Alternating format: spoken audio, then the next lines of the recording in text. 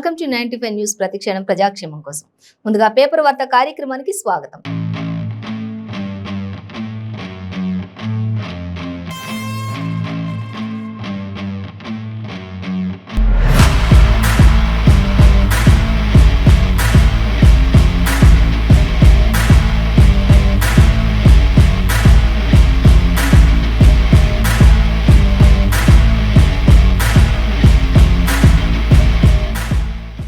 ఈ రోజు మన ముందు ఆంధ్రజ్యోతి, వెలుగు, నమస్తే తెలంగాణ దినపత్రికలు ఉన్నాయి.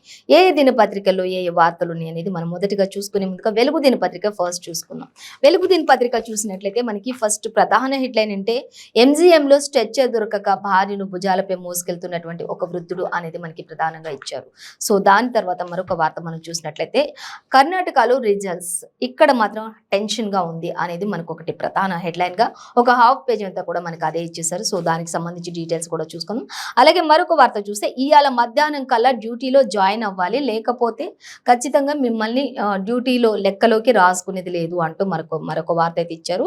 ఇక ఉద్యోగుల కింద కూడా లెక్క కట్టే ప్రసక్తే లేదు అంటూ కూడా ఈరోజు మధ్యాహ్నం వరకు ఖచ్చితంగా డ్యూటీలో జాయిన్ అవ్వాలి అంటూ కూడా సర్కారు తీవ్ర నిర్ణయం తీసుకున్నట్లుగా తెలుస్తుంది. సో అవి కూడా డీటెయిల్స్ మనం చూద్దాం. సో ఇంకా మరొక వార్త చూసి పల్లెల్లో ఆగిపోయినటువంటి పనులు అంటూ కూడా మనకి ఇక్కడ ఇవ్వడం జరుగుతుంది. సమ్మె ఎఫెక్టే దీనంతటికీ కారణం అంటూ కూడా ఇచ్చారు. ఇంకా అలాగే మరొక వార్త మనం చూస్తే ఎన్నికలు మళ్ళా రావట్టే అంటే ఇచ్చారు. ఇక లోన్ మాఫీ కాకపోయే అంటూ ఎన్నికలు మళ్ళీ వచ్చినాయి కానీ లోన్లు చెప్పారు, అవి చెప్పారు, ఇవి మాత్రం ఇంతవరకు సక్సెస్ కాలేదు అనేది మనకు ఒక వార్త అయితే ఇచ్చారు.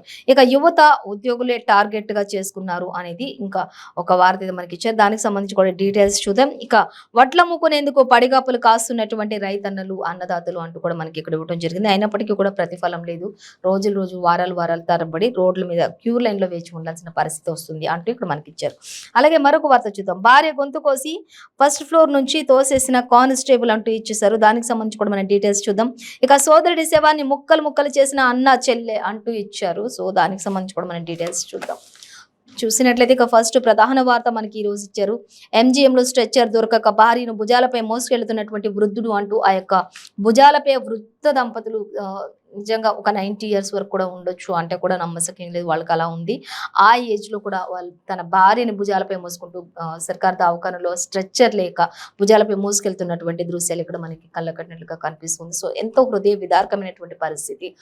అతను నడవడమే కష్టం, వృద్ధ దంపతులు ఆయన నడిచేదే కష్టం అనుకున్న పరిస్థితిలో తన భార్యని ఆ వృద్ధాప్య వయసులో తన భార్యని భుజాలపై వేసుకొని మరి స్ట్రెచ్చర్ లేని కారణంగా అలా వెళ్తున్నటువంటి ఆ దృశ్యం ఎంతో హృదయ విదారకంగా కనిపిస్తుంది. సో మనం గమనించవచ్చు. సో దానికి సంబంధించి డీటెయిల్స్ చూసినట్లయితే స్ట్రెచ్చర్ అడిగితే ఇవ్వలేదు అంటున్నటువంటి పేషెంట్ భర్త అంటూ కూడా చెప్తున్నారు. ఆ వృద్ధ దంపతులు స్ట్రెచ్చర్ అడిగాము కానీ మాకు అది ఇవ్వలేదండి అని కూడా చెప్తున్నారు. డాక్టర్లు అందరికీ కూడా అక్కడ అందరూ డాక్టర్లు, సూపర్వైజర్స్ అంతా కూడా సూపరింటెండెంట్ అందరూ కూడా అక్కడ అడుగుతూ ఉన్నటువంటి పరిస్థితి కూడా మనకి ఇక్కడ ఇచ్చారు. కానీ భార్యని ఎందుకు భుజాలపై మోసుకెళ్తున్నాం అని అడిగినప్పుడు స్ట్రెచ్చర్ అడిగాం కానీ ఇవ్వలేదు, మాకు లేదు అని చెప్పారు అంటూ కూడా వాళ్ళు చెప్పడం జరుగుతుంది. ఇక సోషల్ మీడియాలో ఈ వీడియో మొత్తం కాస్త వైరల్ అయిపోయింది అంటూ చేస్తున్నారు. బద్నాం చేసేందుకే వైరల్ చేశారన్న ఆఫీసర్లు కూడా కావాలని ఇలా బద్నాం చేయడానికే ఆఫీసర్లు అంతా కూడా దీన్ని వైరల్ చేశారు అంటూ కూడా అక్కడ ఉన్నటువంటి జూనియర్ డాక్టర్లు, సీనియర్ డాక్టర్స్ అందరూ కూడా మాట్లాడుతున్నటువంటి పరిస్థితి.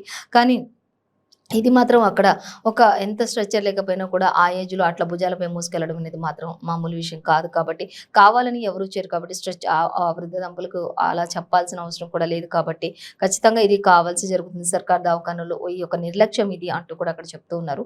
ఎంజిఎంలో స్ట్రెచ్చర్ దొరకక మరి భార్యను భుజాలపై మోసుకెళ్తున్నటువంటి వృద్ధుడు అంటూ కావాల్సి మరి ప్రతిపక్షాలన్నీ కూడా ఇలా కావాల్సి చేయడం ఇవన్నీ అంటూ కూడా మనకి ఇచ్చారు. కానీ పూర్తి డీటెయిల్స్ అయితే మనం సెకండ్ పేజ్ లో చూడొచ్చు అనేది ఇచ్చారు. మనకి మెయిన్ గా అంటే ఒక స్మాల్ హెడ్లైన్ గా మాత్రమే ప్రస్తావించి ఒక ఇమేజ్ మాత్రం మనకి ఇవ్వడం జరుగుతుంది. సో మరొక వార్త మనం చూద్దాం. ఇవాళ మధ్యాహ్నం కల్లా డ్యూటీలో చేరాలి, లేదంటే ఉద్యోగుల కింద లెక్క కట్టే ప్రసక్తే లేదు అంటూ మనకి ఇక్కడ వెలుగు దినపత్రికలో క్లియర్ గా మెన్షన్ చేశారు.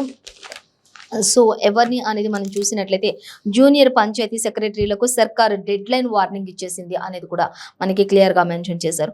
అలాగే మరొక వార్త మనం చూసినట్లయితే వాళ్ళు రాకుంటే డిగ్రీ కంప్లీట్ అయిన వాళ్ళను టెంపరీగా నియమిస్తామంటూ కూడా చెప్తూ ఉన్నారు. ఇక సెక్రటరీలను చర్చకు పిలిచేదే లేదు అంటూ కూడా వాళ్ళు చెప్పడం జరుగుతుంది. సో మరి ఇక చూసినట్లయితే ఇక సెక్రటరీలను కూడా మళ్ళీ పిలవడం కానీ వాళ్ళని సమర్థించడం కానీ ఇలాంటివన్నీ లేదు.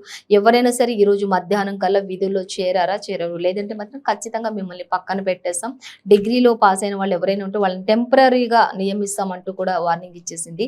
సో ఖచ్చితంగా ఇవాళ వరకు రావాలి, వచ్చిన వాళ్ళనే లెక్కలోకి తీసుకుంటామంటూ కూడా చెప్పడం జరుగుతుంది. ఇక చర్యలు చేపట్టాలి అంటూ కూడా అడిషనల్ కలెక్టర్కు డీసీ వరకు సీఎస్ ఆదేశాలు జారీ చేసినట్లుగా తెలుస్తుంది. సమ్మె విరమించారా? విరమించారు, సరే సరే, లేదంటే మాత్రం ఖచ్చితంగా మాత్రం మిమ్మల్ని విధుల నుంచి తొలగించడం జరుగుతుంది, లేదా ఉద్యోగుల కింద లెక్క కూడా కట్టే ప్రసక్తే లేదు, ఈ రోజు మధ్యాహ్నం కల్లా లాస్ట్ అండ్ ఫైనల్ అంటూ కూడా మనకి ఇవ్వడం జరుగుతుంది. సో మరిన్ని డీటెయిల్స్ మాత్రం సెకండ్ పేజీలో ఇచ్చారు. ఇక జూనియర్ పంచాయతీ సెక్రటరీ ఆత్మహత్య కూడా చేసుకున్న ఘటన ఒకటి చోటు చేసుకుంది. సో అది కూడా మనకి సెకండ్ పేజీలో ఇచ్చారు. మొత్తంగా అయితే సమ్మె విరమించట్లేదు, అక్కడ ఆత్మహత్యలు కూడా జరుగుతున్నాయి. సర్కార్ మాత్రం ఏది కూడా చేయకుండా మీరు ఈ రోజు నుంచి వచ్చారు, లేదంటే మాత్రం మిమ్మల్ని ఉద్యోగుల కింద కూడా లెక్క కట్టే ప్రసక్తి లేదు అంటూ ఇక్కడ తీవ్ర మరి కఠినమైన నిర్ణయాలు కూడా తీసుకుంటున్నటువంటి పరిస్థితి కూడా మనకి ఇక్కడ కనిపిస్తుంది. సో మరొక వార్త మనం చూద్దాం. ఇంకా చూసినట్లయితే కర్ణాటకలో రిజల్ట్స్ ఇక్కడ టెన్షన్ అంటూ ఇచ్చారు. ఉత్కటంగా ఎదురు చూస్తున్నటువంటి కాంగ్రెస్, బీజేపీ, బీఆర్ఎస్ అంటూ మనకి ఇక్కడ ఇచ్చారు. ఇక మధ్యాహ్నం వరకు క్లారిటీ వచ్చే అవకాశం ఉంటుంది అంటూ కూడా చెప్తున్నారు. ఇక నేడు ఉదయం 8 గంటలకే ఓట్ల లెక్కింపు ఉంటుంది అంటూ కూడా షురూ అవుతుంది అంటూ ఇచ్చారు. 36 కేంద్రాల్లో కౌంటింగ్ ఉంటుంది అంటూ ఇచ్చారు. దానికి సంబంధించి డీటెయిల్స్ అయితే 5th పేజీలో ఇచ్చారు.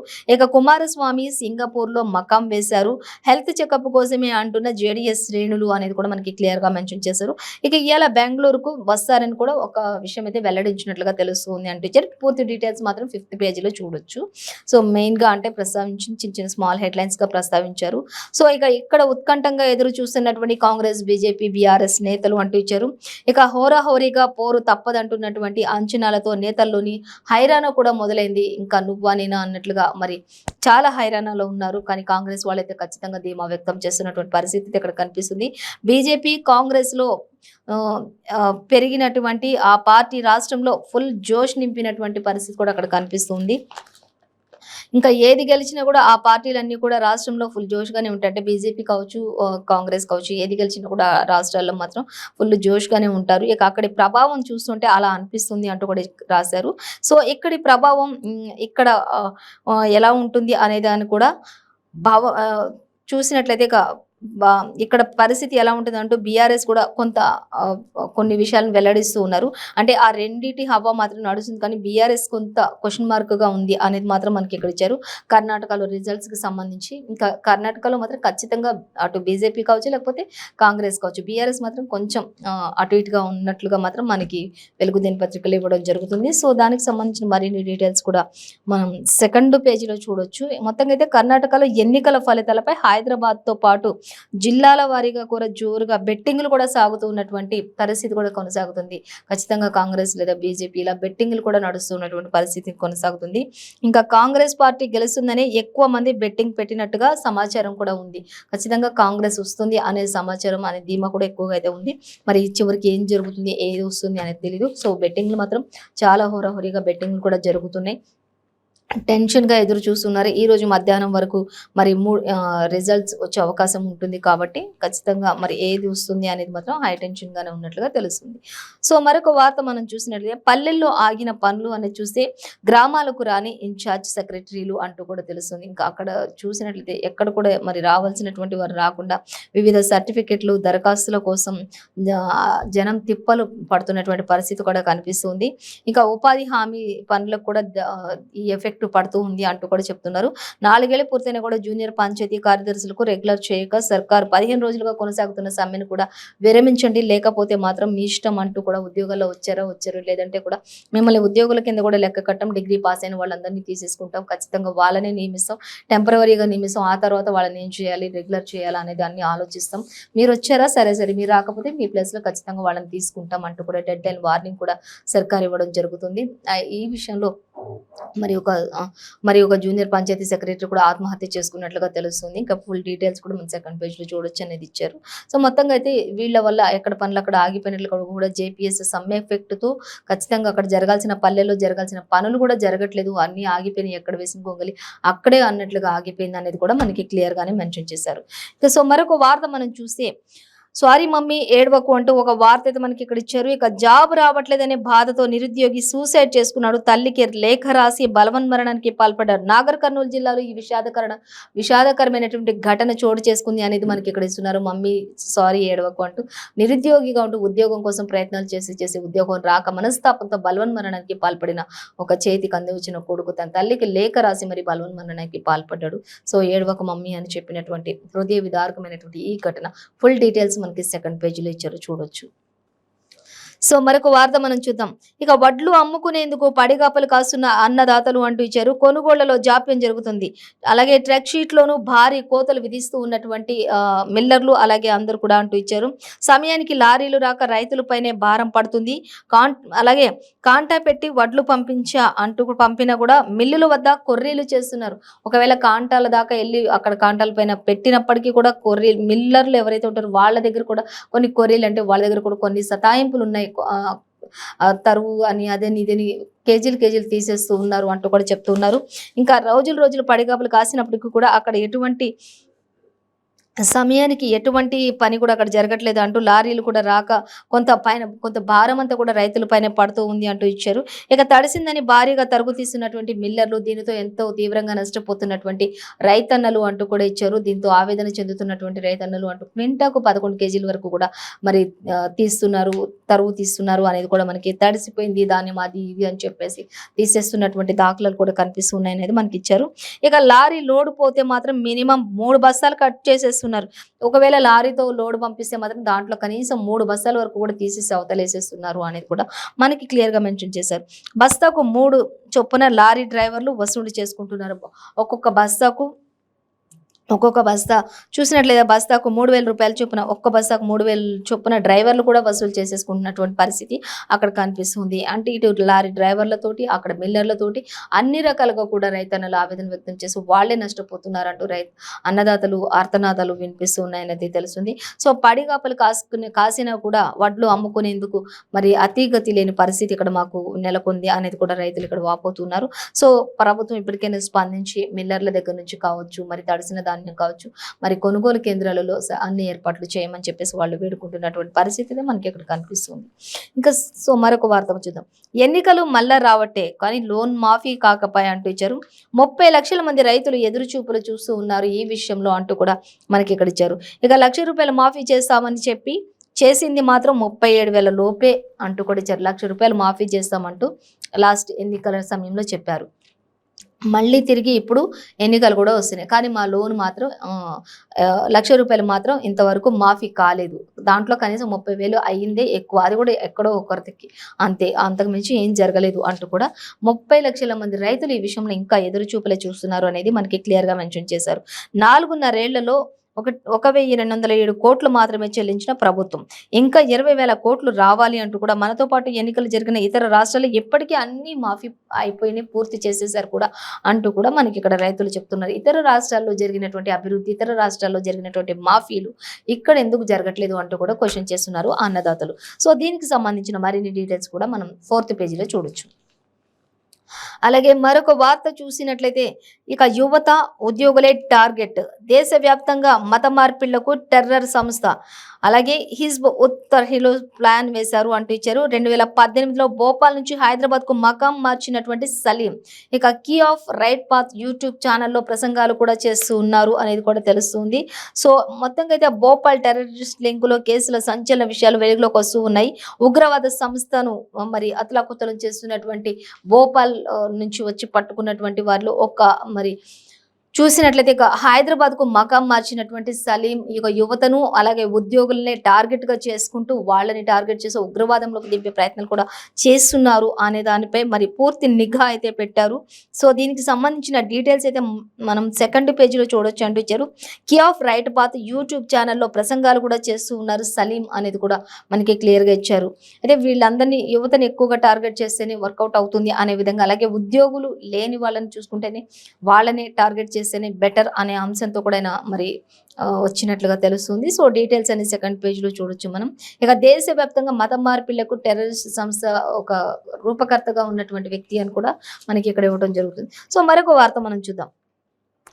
భార్య గొంతు కోసిన భార్య గొంతు కోసి ఫస్ట్ ఫ్లోర్ నుంచి తోసేసిన కానిస్టేబుల్ అంటూ ఇచ్చారు. వివాహేతర సంబంధానికి అడ్డొస్తుందని ఈ దారుణానికి ఒడిగట్టినటువంటి కానిస్టేబుల్ అంటూ కూడా ఇచ్చారు. ఇక అలాగే అడ్డుకోపోయిన కొడుకు పైన కూడా కత్తితో దాడి చేశాడు. హైదరాబాద్ లోని వనస్థలిపురంలో జరిగింది ఈ ఘటన అంటూ కూడా మనకి ఇవ్వడం జరుగుతుంది. అయితే ఫుల్ డీటెయిల్స్ మనం 4th పేజ్ లో చూడొచ్చు. మరి ప్రాణాపాయ స్థితిలో ఉందా, ప్రాణాలతో ఉందా, అసలు లేదా అనేది మాత్రం మనం 4th పేజ్ లో చూడొచ్చు. మొత్తంగా అయితే గొంతు కోసి మరి ఫస్ట్ ఫ్లోర్ నుంచి కిందికి తోసేసిన భర్త కానిస్టేబుల్ వివాహేతర సంబంధానికి అడ్డొస్తుందనే కారణంతో ఆ సమయంలో తల్లిని కాపాడుకోవడానికి అడ్డొచ్చినటువంటి కుమారునిపై కూడా కత్తితో ఆ కానిస్టేబుల్ తండ్రి అయినటువంటి కానిస్టేబుల్ దాడి చేశాడు అనేది మనకి ఇక్కడ హైదరాబాద్ మహానగరంలో వనస్థలిపురంలో చోటు చేసుకుంది ఈ ఘటన అనేది కూడా మనకి ఇచ్చారు. 4th పేజ్ లో డీటెయిల్స్ చూడొచ్చు. సో ఇక సోదరుడి శవాన్ని ముక్కలు చేసిన అన్న చెల్లె గోనె సంచిలో కట్టి పడేస్తుండగా పట్టుకున్న స్థానికులు. అంత్యక్రియలకు డబ్బులు లేకనే ఇట్లా చేశామన్న నిందితులు. హైదరాబాద్ లోని బండ్లగూడలో ఈ ఘటన చోటు చేసుకుంది అంటూ కూడా తెలుస్తుంది. చనిపోయిన మరి తమ్ముణ్ణి ఒక అన్న చెల్లి ఇద్దరు కలిసి మరి ముక్కలుగా చేసి గోనె సంచిలో పెట్టేసి బయట పడేస్తున్న సమయంలో మరి స్థానికులు చూసి గుర్తించి వారిని పట్టుకున్నారు. నిందితులు నిలదీసినప్పుడు దహన సంస్కారాలకి డబ్బులు లేకని ఇలా చేశామంటూ ఒక హృదయ విదారకమైనటువంటి ఘటన. అన్న చెల్లెలు మరి అసలు చనిపోయిన తర్వాత అలా చేశారా లేకపోతే బ్రతికుండగానే చేశారా అనేది తెలియదు. మరి సొంత అన్న చెల్లెళ్ళే మరి తన సోదరుడి శవాన్ని ముక్కలుగా చేసి ముక్కలు చేసి ఒక గోనె సంచిలో కట్టి పడేయడానికి తీసుకెళ్తున్నటువంటి సమయంలో స్థానికులు పట్టుకుని నిలదీశారు. సో నిందితులైతే ప్రస్తుతానికి పోలీస్ కస్టడీలో ఉన్నట్లుగా తెలుస్తుంది. సో మరిన్ని డీటెయిల్స్ మనం 4th పేజీలో చూడొచ్చు. సో మరొక వార్త మనం చూసినట్లయితే ఆంధ్రజ్యోతి దినపత్రిక చూద్దాం. ఆంధ్రజ్యోతి దినపత్రిక చూసినట్లయితే ఇంకా ఆంధ్రజ్యోతిలో మనకి ఫస్ట్ రాహుల్ కు శిక్ష విధించిన జడ్జి పదోన్నతిపై సుప్రీంకోర్టు స్టే విధించింది అనేది మనకు ఒక వార్త కనిపిస్తుంది. మరొక వార్త చూస్తే జగన్ సర్కార్ కు ఏపీ హైకోర్టు షాక్ ఇచ్చింది, జీవో 1 రద్దు చేస్తుంది అనేది మనకి ఇక్కడ ఒకటి ఇచ్చారు. ఇక చీకటి చట్టానికి చెక్ పెట్టేలా ఉంది ఇది అనేది కూడా మనకు ఒక వార్త ఇది కనిపిస్తుంది. ఇంకా ఓట్ అంటే కన్నడ తీర్పు నేడే అంటూ కూడా మనకి ఇచ్చారు. సో అది కూడా మనం చూడొచ్చు. అలాగే ఇక బిల్లు గడిచేది ఎలా అంటూ క్వశ్చన్ మార్క్ పెట్టారు. సో దానికి సంబంధించి కూడా మనం డీటెయిల్స్ చూడొచ్చు.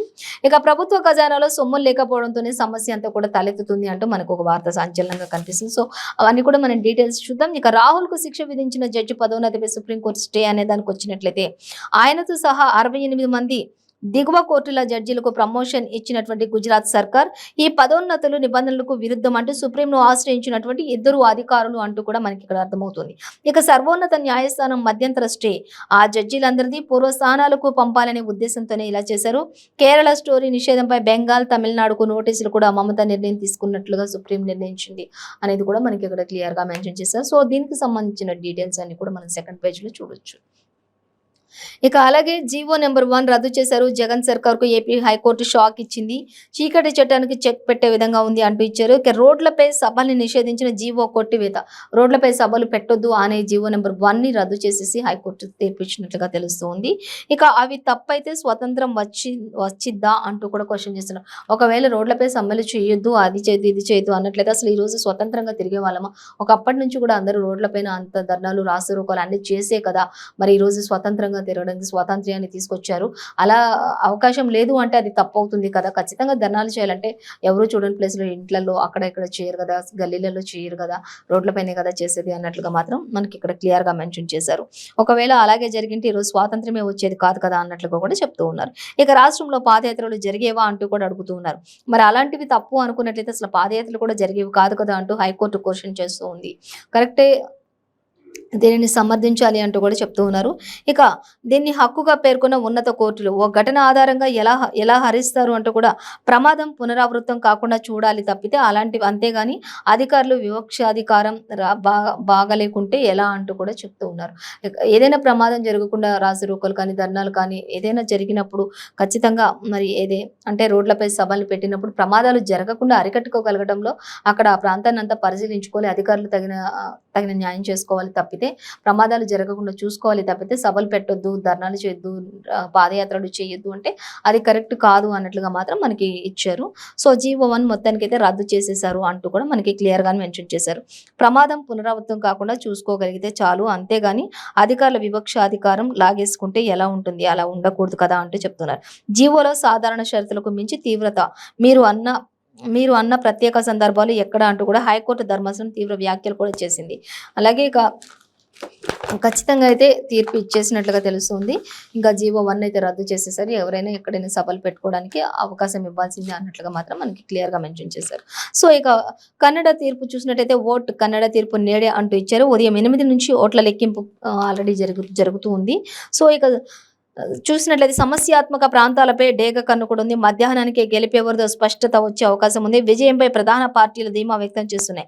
సంపూర్ణ మెజారిటీ పైన ఆశలు, ఫలితంపై దేశవ్యాప్తంగా ఉత్కంఠత నెలకొంది అనేది కూడా మనకి క్లియర్ గానే ఇచ్చేశారు. సో, ఈ రోజు మధ్యాహ్నం వరకు ఎవరు ఏంటి అనేది మొత్తం కూడా తేటతెల్లం అవుతుంది అనేది మనకి ఇచ్చేశారు.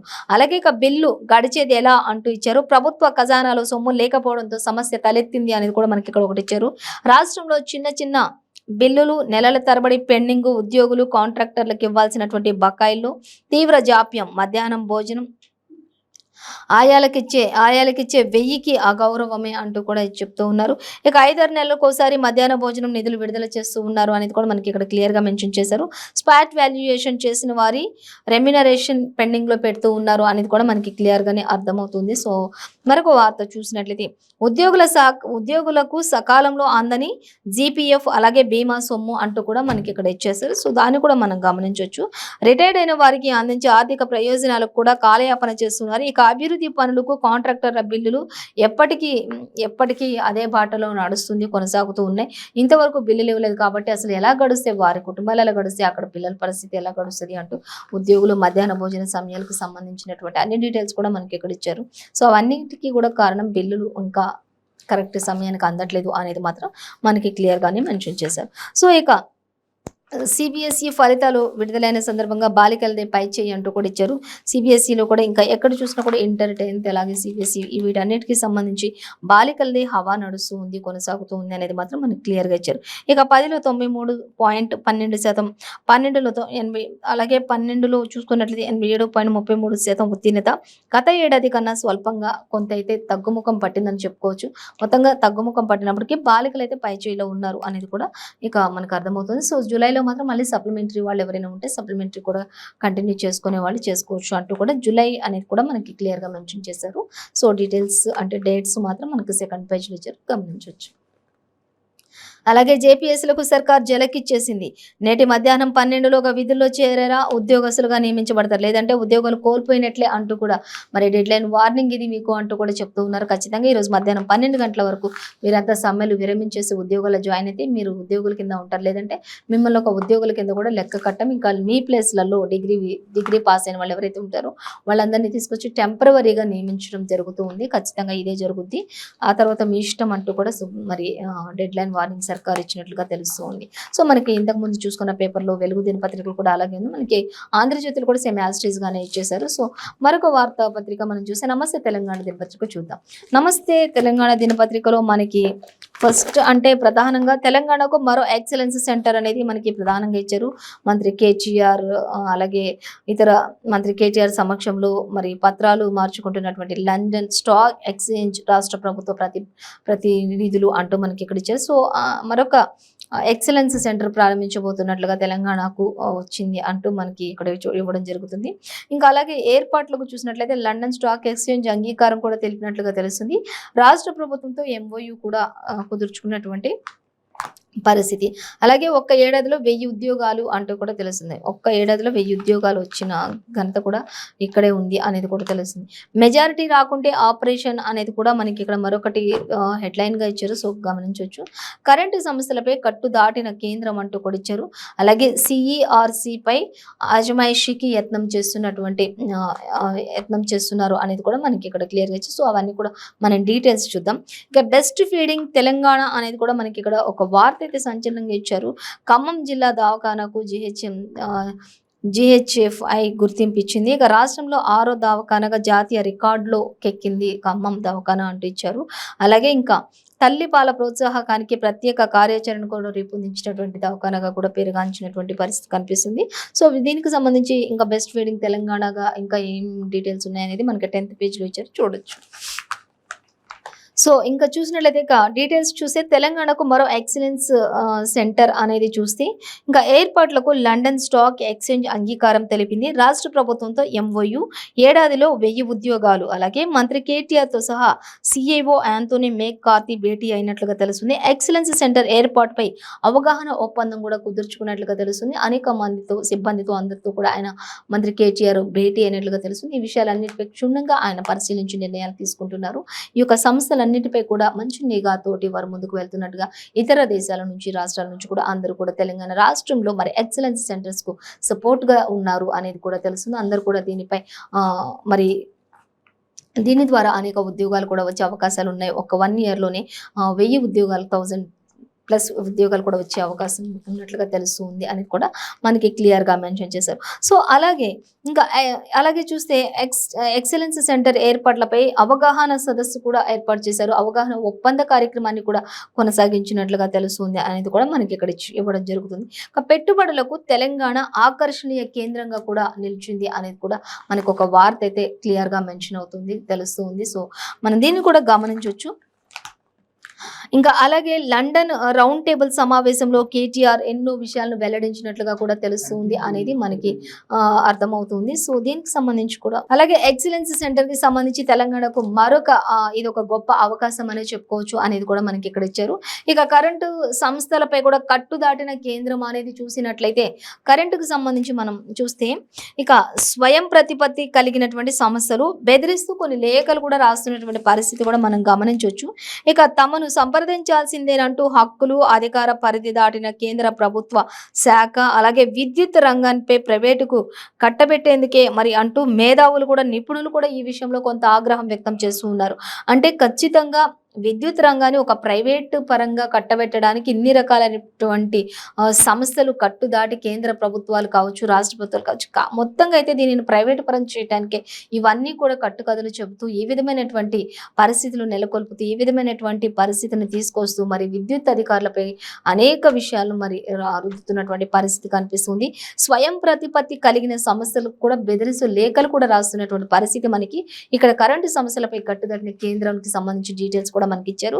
సో ఈ రోజు మనకి ఏ పేపర్లో చూసినా కూడా మరి అంటే బిల్లులకు సంబంధించి కావచ్చు, ఇటు కరెంటు విద్యుత్ సంబంధించి కావచ్చు, మెజారిటీ ఆపరేషన్స్ కి సంబంధించి కావచ్చు, మరి తెలంగాణలో జరుగుతున్నటువంటి అభివృద్ధి అలాగే అభివృద్ధి సంస్థలు ఎన్నికలు వచ్చినా కూడా ఇంతవరకు లాస్ట్ టైం ఇచ్చిన ఇంతవరకు హామీలే నెరవేర్చడం, మళ్ళీ సెకండ్ టైం కూడా మళ్ళీ ఎన్నికలు కూడా రాబట్టే ఇంతవరకు మరి రైతులకు ఇచ్చిన హామీలు కూడా ఎక్కడ సర్కార్ నెరవేర్చలేదు. దానికి సంబంధించి మరి ఉగ్రవాదులకు సంబంధించి ప్రతి విషయం కూడా ప్రతి ఒక్కటి కూడా మనకి యాజ్ ఇట్ ఈస్ గా ప్రతి పేపర్లో కూడా ఇచ్చారు. సో ఇదండి ఇవాళ పేపర్ వార్త కార్యక్రమం విశేషాలు.